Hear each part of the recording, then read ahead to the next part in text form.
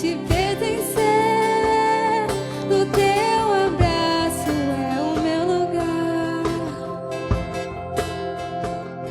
No teu abraço.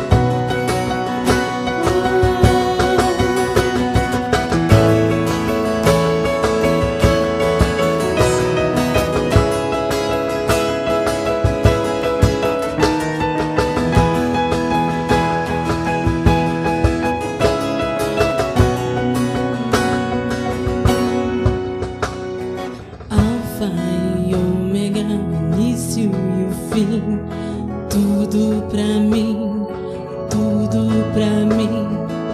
Alfa e ômega, o início e o fim.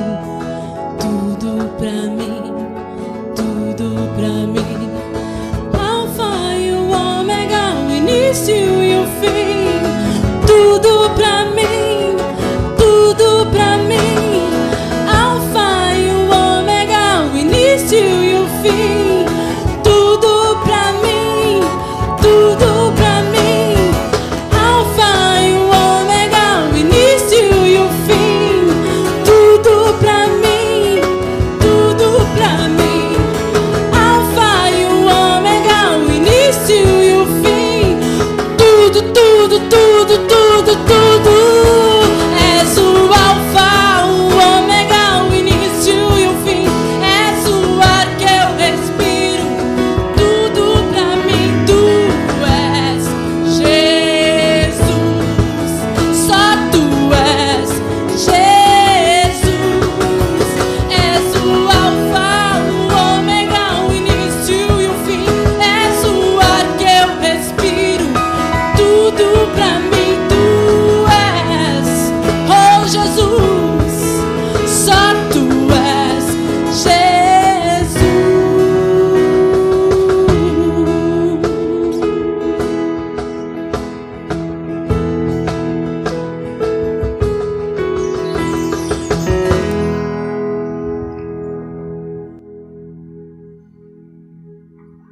A graça e a paz, é um prazer imenso nessa noite poder entrar no celular através dessa live. Então eu gostaria de convidar a todos vocês a chamar os seus parentes, familiares, amigos e compartilhe o link. Compartilhe com todos para que cada um de vocês possam receber um alimento verdadeiro vindo dos céus através da palavra de Deus, que vai ser muito abençoada nessa noite. Amém? Então neste momento eu gostaria de te convidar agora para estarmos orando e pedindo a bênção do Senhor sobre as nossas vidas. Amém? Pai querido, neste momento, Senhor, eu oro por cada vida, Pai, que abriu, Senhor, a porta do seu lar para que nós pudéssemos ministrar a Tua palavra. Espírito Santo, que o Senhor venha tocar a cada vida, a cada coração, a cada pai, a cada mãe, a cada membro, Senhor, dessa família. Que o Senhor venha, Senhor, agir poderosamente, Pai, derramando da Tua graça, do Teu poder, que nós possamos, ó Deus, vencer todas as dificuldades, todas as adversidades e que possamos nos fortalecer neste momento tão difícil. Que a Tua palavra venha ser o nosso alimento, que a Tua palavra venha ser o nosso sustento. É o que nós te pedimos em nome de Jesus. Amém. Calma aí, amiga, que eu tô ofertando. Ah, você tá aí! Então, já que eu tô aqui, eu vou aproveitar e falar pra você ofertar também. E se você não tem o aplicativo do Mercado Pago, é só você ir aqui na descrição do vídeo que tem o link pra você. E se você quiser também, você pode usar esse QR Code aqui ou chamar esse número aqui do WhatsApp, que lá você também consegue fazer essa oferta. Qualquer dúvida, é só você deixar nos comentários.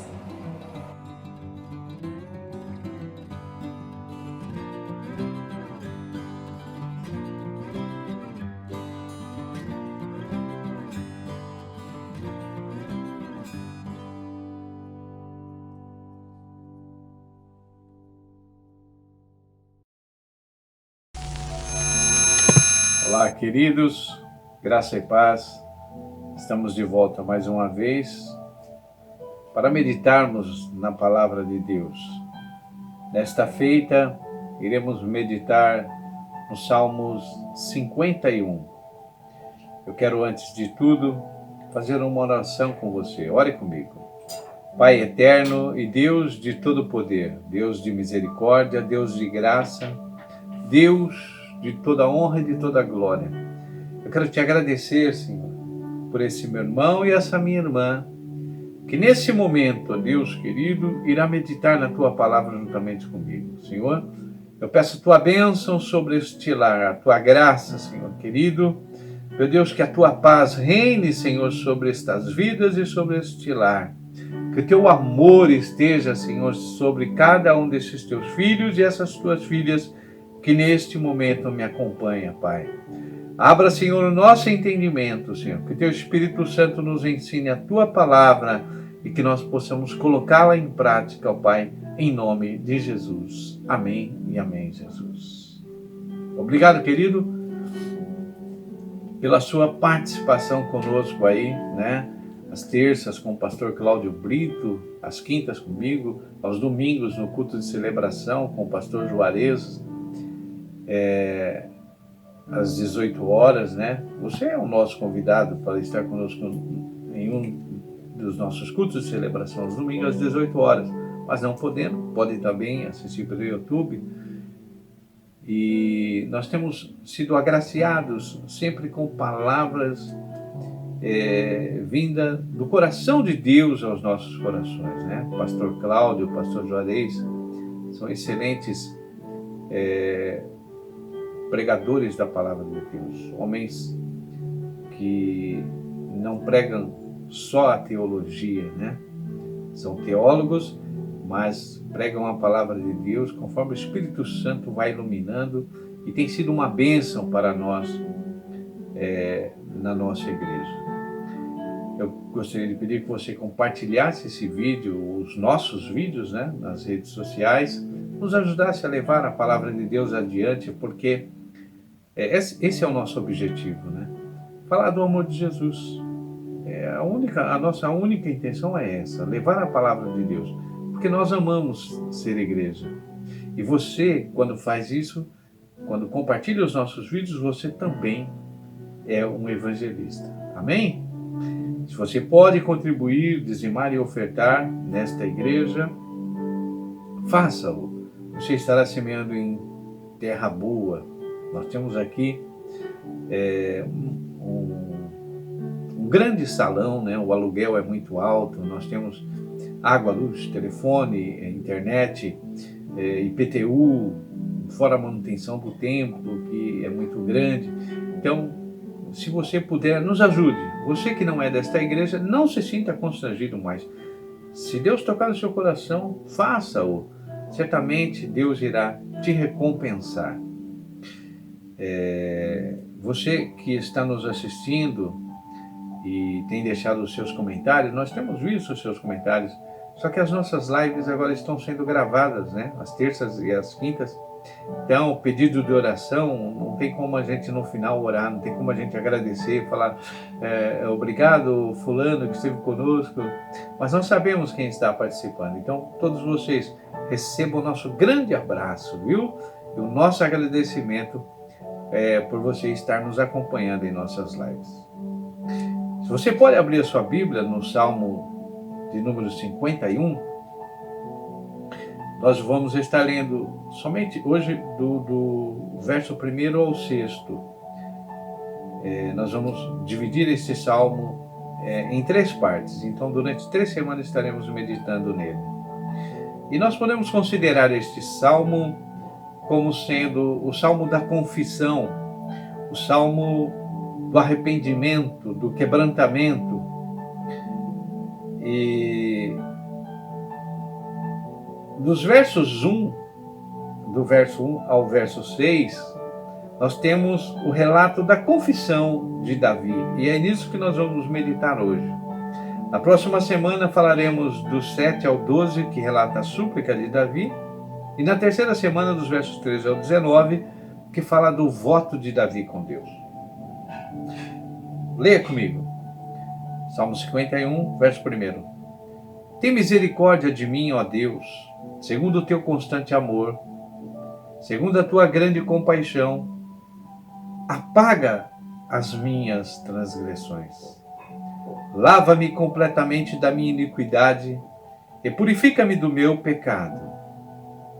Pois eu conheço as minhas transgressões e o meu pecado está sempre diante de mim. Contra ti somente pequei e fiz o que é mal diante dos teus olhos, de modo que és justificado quando falas e puro quando julgas. Certamente em iniquidade fui formado, e em pecado me concebeu a minha mãe. Certamente tu amas a verdade no íntimo, no oculto me fazes conhecer a sabedoria. Somente até aqui. Eu não sei você, mas eu já cometi erros em que coloquei em risco tanto a minha vida, como também a vida de outros que me cercam. mas que no momento eu não tive a percepção da gravidade daquele erro que eu estava cometendo. E quando eu caí na real, a minha primeira reação foi de querer consertar aquilo tudo, e isso me deixava muito mal, e em alguns casos foram dias para superar aquilo. Mas com todas essas mancadas que já dei, eu nunca experimentei o que o salmista Davi estava sentindo quando compôs esse Salmo 51. Nós vemos aqui uma grande confissão de um grande rei que viveu um grande drama espiritual. E para entendermos o porquê da aflição do salmista, aqui no Salmo 51, é necessário lermos os capítulos 11 e 12 do livro de 2 Samuel, onde nos conta que o grande rei Davi, esse homem que foi chamado por Deus, um homem segundo o seu coração, Deus disse, Davi, homem segundo o meu coração, antes mesmo dele ter se tornado rei. Um homem piedoso desde a sua juventude, a quem Deus separou, a quem Deus ungiu através do profeta Samuel para ser rei sobre toda a casa de Israel. Um homem que foi levado ao trono por Deus. Um homem a quem Deus deu vitórias em muitas batalhas e que agora, após uma grande ascensão, sofre uma grande queda. Pouco a pouco, Davi foi deixando brechas no seu coração, sendo seduzido pelo pecado. Davi baixou a guarda, baixou a sua defesa, e de repente ele se viu envolvido em um adultério seguido de um assassinato. A Bíblia conta, lá nos capítulos 11 e 12 de 2 Samuel, que uma certa tarde, ao passear pelo terraço do palácio onde morava, Davi vê uma mulher muito bonita se banhando. E ele procura saber quem é aquela mulher e manda que a busquem, que tragam até ele. E Davi deita-se com essa mulher e ela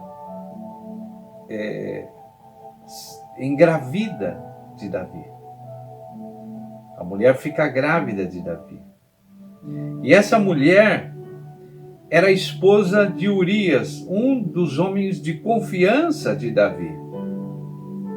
E quando Davi soube da gravidez dessa mulher, para encobertar esse adultério, ele orquestra a morte de Urias.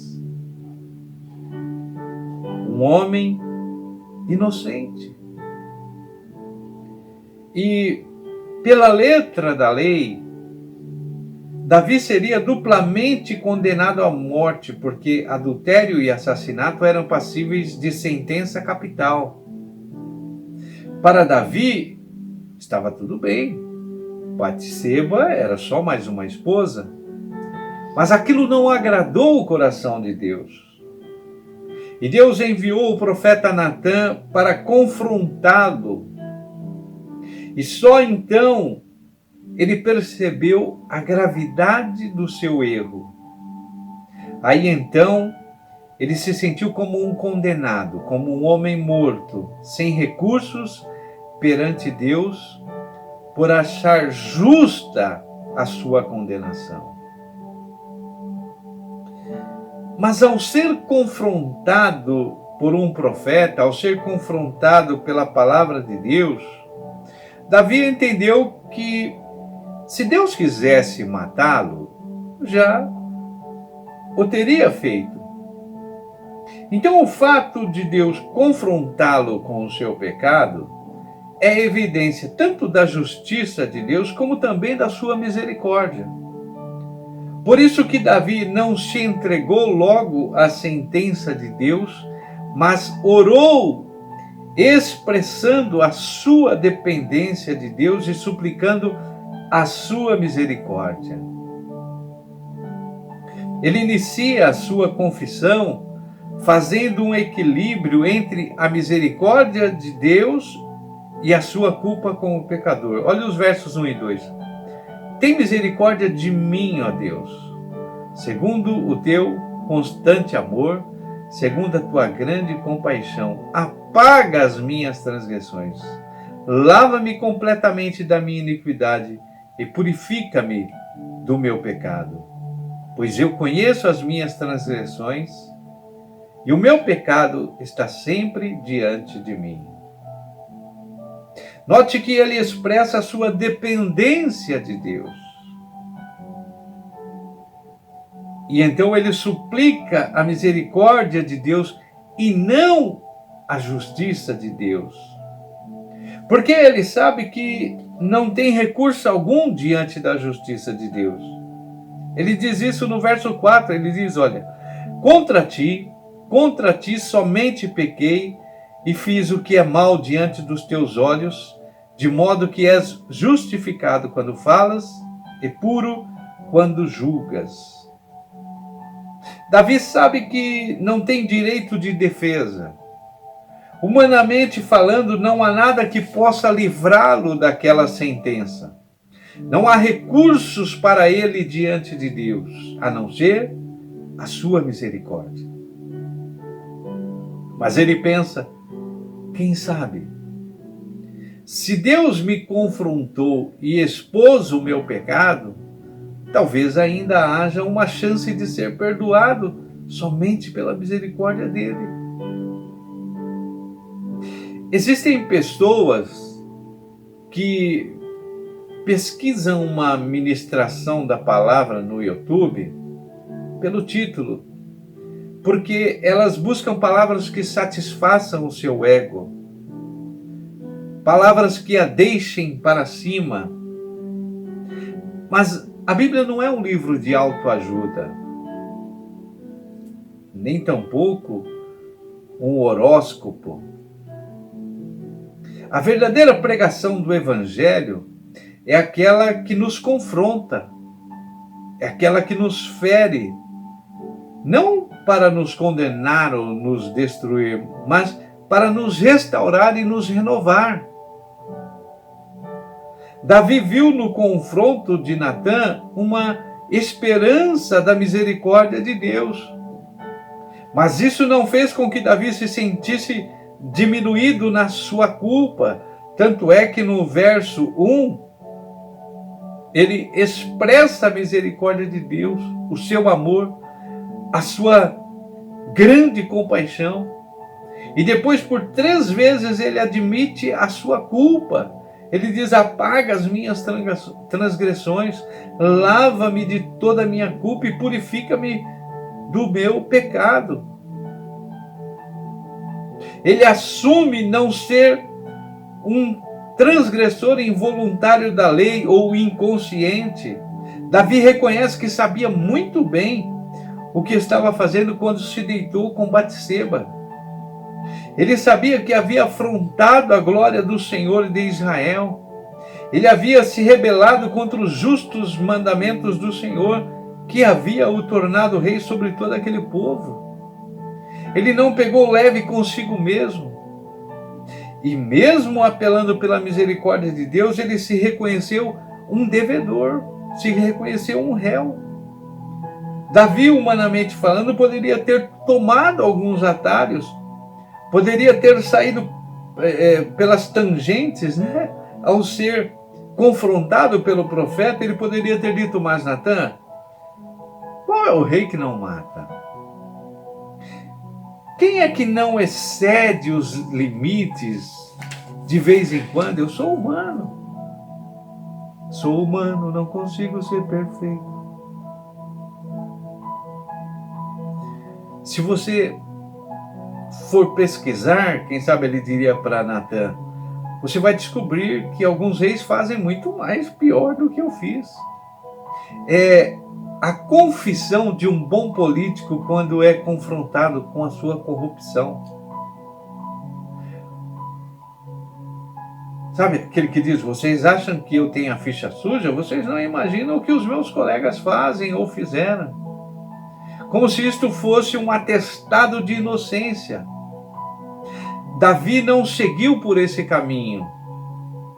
Ele não quis comparar os seus pecados com os dos outros. E tampouco procurou equilibrar os seus pecados com as suas boas obras. Mas Deus, eu sempre fui piedoso. Foi só uma escorregadinha, foi só um pequeno desvio. Veja, eu estou oferecendo sacrifício de novo. Eu sou um bom rei, eu tenho um bom coração. O Senhor me conhece. Não. Davi não foi por esse caminho. Ele tampouco seguiu o caminho da cumplicidade do pecado de Batseba. Espera aí. Eu estou sendo acusado, mas eu nunca teria adulterado se a mulher não tivesse consentido. Veja como o nosso coração enganoso segue em tantas direções diferentes quando nós queremos nos esquivar de um confronto com a palavra.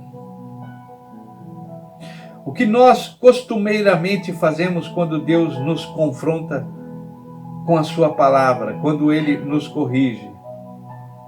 Nós falamos das nossas boas obras, comparamos os nossos pecados com os dos outros, mas todo mundo faz isso, Senhor. Davi não tomou nenhum atalho, mas ele reconheceu que ele era um pecador. E para deixar isso ainda mais claro, ele faz um raio-x espiritual.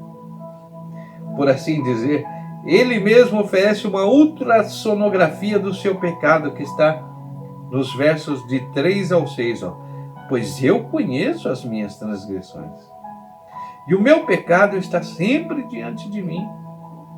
Contra ti somente pequei, e fiz o que é mal diante de teus olhos, de modo que és justificado quando falas e puro quando julgas.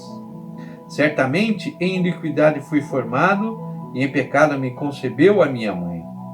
Certamente tu amas a verdade no íntimo, no oculto me fazes conhecer a sabedoria. Sabe, queridos, em tempos de delação premiada, que é o que a mais a gente vê na TV, em que todo mundo quer falar sobre os podres da nação por uma recompensa, nós temos aqui uma delação selfie. É Davi se incriminando. A culpa é só minha mesmo, de mais ninguém. Você viu no verso 3? Pois eu conheço as minhas transgressões. O meu pecado está sempre diante de mim. Isso não é problema de mais ninguém, é só meu. Eu errei, eu transgredi, é o meu pecado que me persegue. Davi não reclama da justiça de Deus ou dos santos padrões de Deus. Não, olha o verso 4. Contra ti somente pequei e fiz o que é mal diante de teus olhos. Será que Davi exagerou aqui? Será que foi só contra Deus que ele pecou? Quando adulterou com Batseba e assassinou seu esposo Urias? Não. Ele pecou contra a nação, pecou contra o seu povo ao transgredir a lei.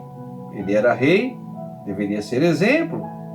Sendo representante da nação, ele transgrediu os seus votos. Ele pecou contra a sua família ao trair a sua esposa com outra mulher que não era sua esposa. Pecou contra a família da sua esposa, pecou contra Urias, pecou contra os votos dos seus guerreiros com ele, expondo Urias à morte para se livrar do seu pecado. E ele pecou contra si mesmo, contra a sua alma, contra a sua consciência. Mas ele entende que todo pecado, em última instância, é uma ofensa contra Deus. Se ele pecou contra a nação, ele pecou contra a nação de Deus. Se ele pecou contra a família, ele pecou contra uma instituição estabelecida por Deus. Se ele pecou contra Urias e tirou a sua vida, ele pecou contra a santidade da vida criada por Deus. Se ele violou os laços do matrimônio, ele violou uma instituição sagrada criada por Deus para expressar sua glória. O pecado é pecado porque é uma ofensa contra Deus. Pecado não é pecado só porque nos faz sentir mal, porque estraga relações, porque afasta as pessoas. Não, isso também são sintomas do pecado, ele também faz isso. Mas a primeira coisa que o pecado faz, ele afronta a glória de Deus. É um problema nosso com Deus. E Davi reconhece isso. E ele vai além. Ele não só reconhece o problema e a seriedade do problema, ele vai para a raiz do problema, nos versos 5 e 6. Certamente em iniquidade fui formado, e em pecado me concebeu minha mãe. Ele entende que aquele é um problema enraizado em seu DNA espiritual. Ele não consegue se livrar daquilo. Está entranhado em sua alma e no seu coração. Por mais que em seu coração Davi já saiba da lei de Deus e do que Deus exige, ele acaba por pecar. Olha o verso 6.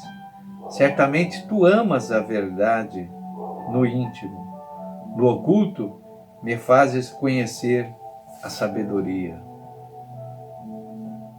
Veja que com a mesma convicção do verso 5, quando ele diz, sei que sou pecador, agora no verso 6 ele diz, sei que desejas a verdade, e no coração me ensinas a sabedoria.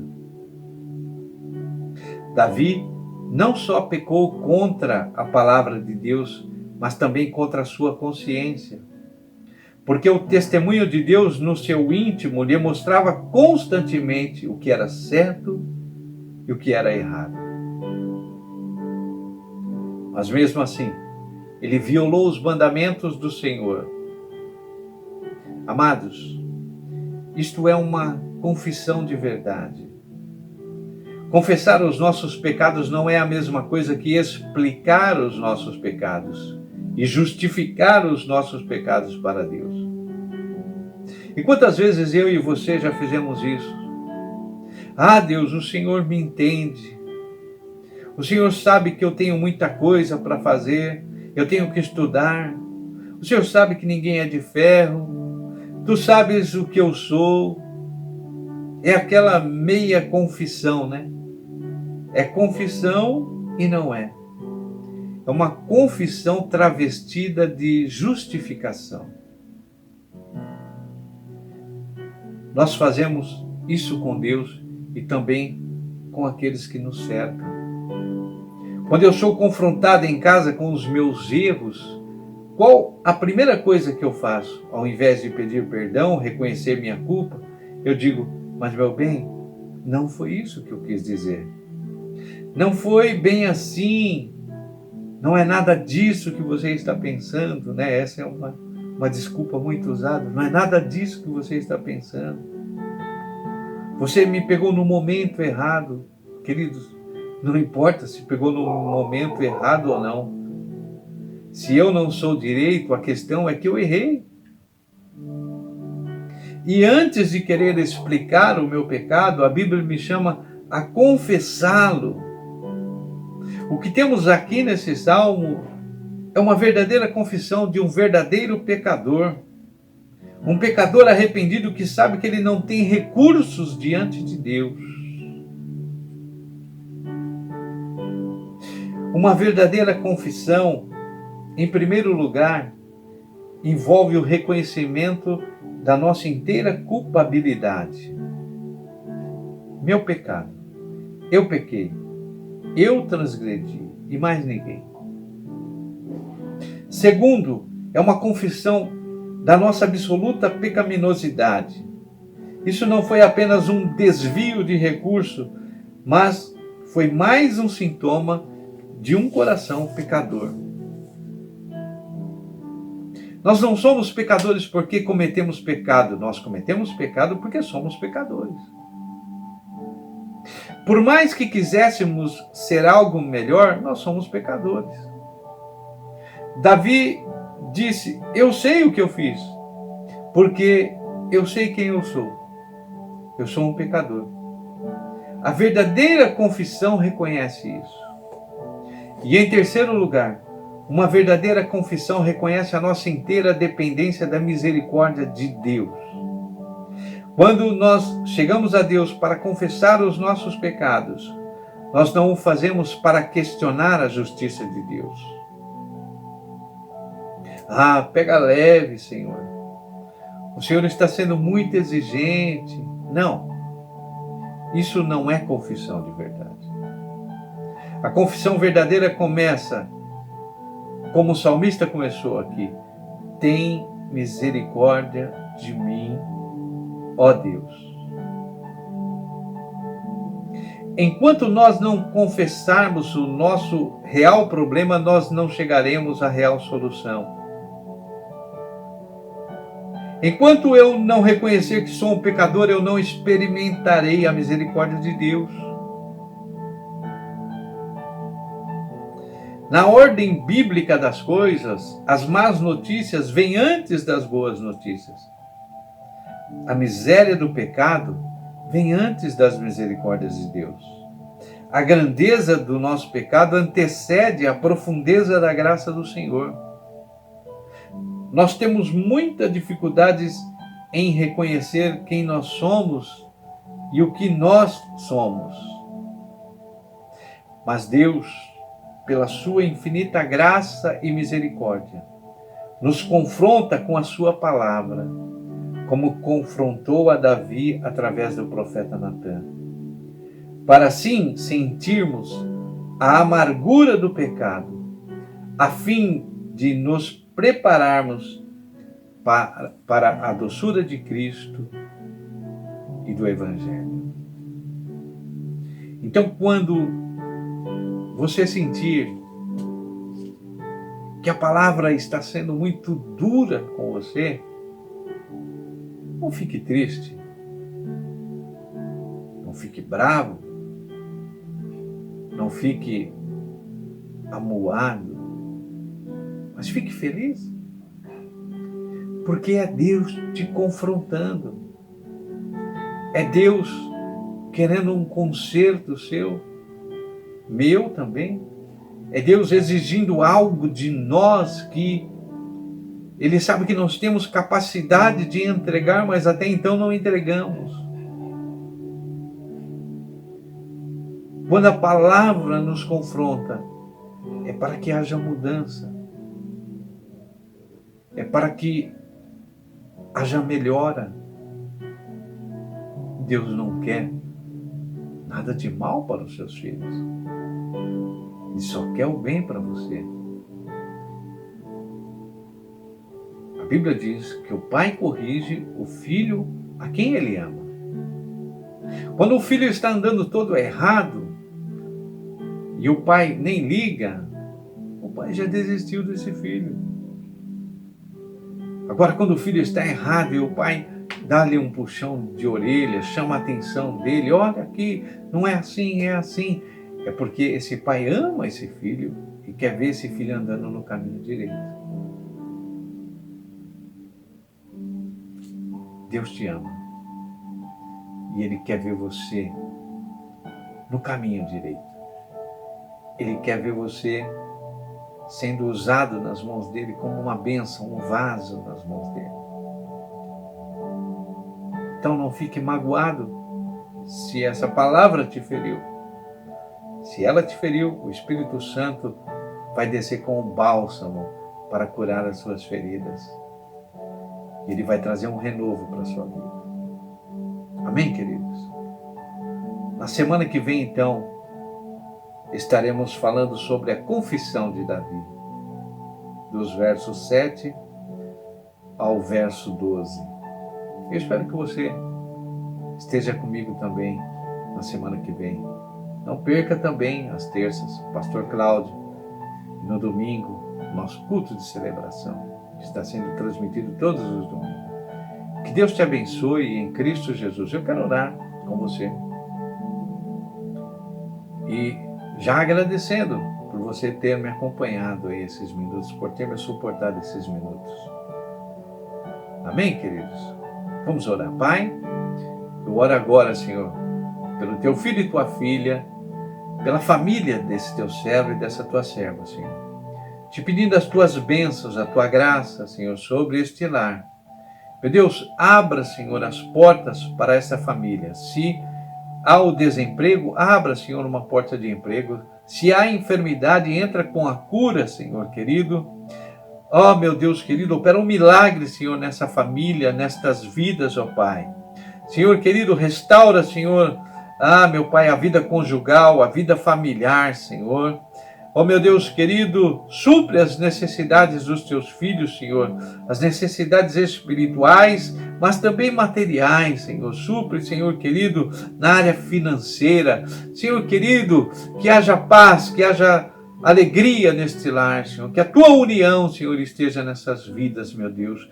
Pai, eu quero orar, Senhor querido, agradecido, Senhor, por esse teu filho, essa tua filha que me acompanhou na meditação desta palavra, Senhor.